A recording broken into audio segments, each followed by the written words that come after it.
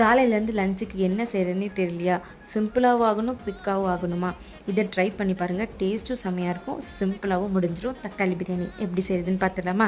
First ஒரு குக்கரில் கடலை எண்ணெய் போட்டு பிரியாணி ஸ்பைசஸ் போட்டு வெங்காயத்தை போட்டு நல்லா வதக்கிக்கோங்க.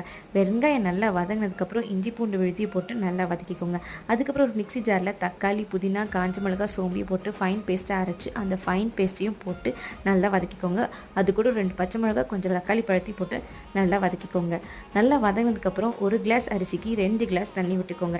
நான் வந்து குக்கரில் விசில் விட போகிறதில்ல, சும்மா மூடி வைக்க தான் போகிறேன். அதனால் நான் 2 கிளாஸ் தண்ணி எடுத்திருக்கேன். நீங்கள் விசில் விட போகிறதா இருந்தால் 1.5 கிளாஸ் தண்ணி எடுத்தது போதும். இது வந்து நான் பாஸ்மதி ரைஸ், பிரியாணி ரைஸ், அதுக்கு நான் வந்து அளவு சொல்லிட்டுருக்கேன். அதுக்கப்புறம் தண்ணி நல்லா கொதிச்சதுக்கப்புறம் அரிசியும் போட்டு கொஞ்சம் புதினா, கொத்தமல்லி தழை, உப்பு எல்லாத்தையும் போட்டு மூடி வச்சு அந்த வெயிட்டையும் வச்சு மூடி வச்சுக்கோங்க.